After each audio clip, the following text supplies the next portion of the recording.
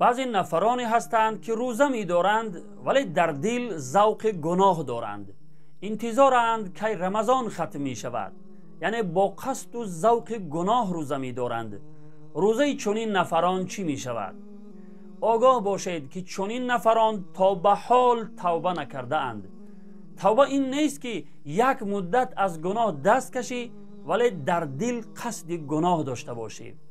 در کتاب لطائف المعارف آمده است که حضرت کعب بن مالک رضی الله عنه شاگرد مکتب رسول الله صلی الله علیه و سلم می فرمایند شخص روزه بیدارد در حالی که قصد دارد بعد از ماه رمضان گناه انجام دهد، روزه اش مردود است و به درگاه خداوند قبول نخواهد شد. خدایا روزه های پرنقصان ما را قبول فرموده برایمان توبه نصوح و صادقانه نصیب فرما. ای ماه مخصوص خدا رفتی برون از دست ما، آیا ز ما هستی روا؟ ماه مبارک الوداع کردی تو چون عزم سفر، ما را نمودی خونجگر ای همدم شام و سحر. ماه مبارک الوداع ای معدن جود و سخا، ای حاجت هر بینوا از تو تراویح و دعا. ماه مبارک الوداع رفتی ای ماه عزیز کردی محبان اشک ریز، ای یار روز رستخیز.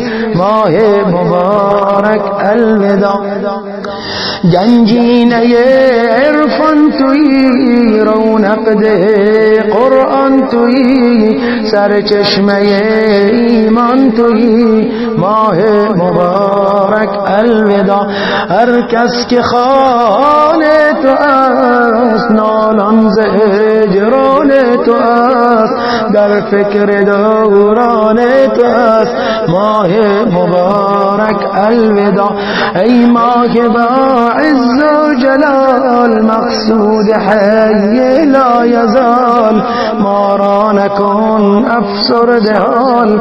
ماه مبارک الوداع ما عاشق نام توییم، ما تشنه جام توییم، مایل به اکرام توییم. ماه مبارک الوداع گشتی نهان از هر نظر، کو عمر تا سال دیگر بینیم رویت شون قمر. ماه مبارک الوداع ای مایه امید ما، ای شاهد روز جزا، درد محبان کن دوا. ماه مبارک الوداع ماه مبارک الوداع ماه مبارک الوداع شهر تبارک الوداع. رحلت کند ماه سیام یاران بگوین الوداع، قصد جدایی می کند بس بی وفایی می کند، دیر آشنایی می کند.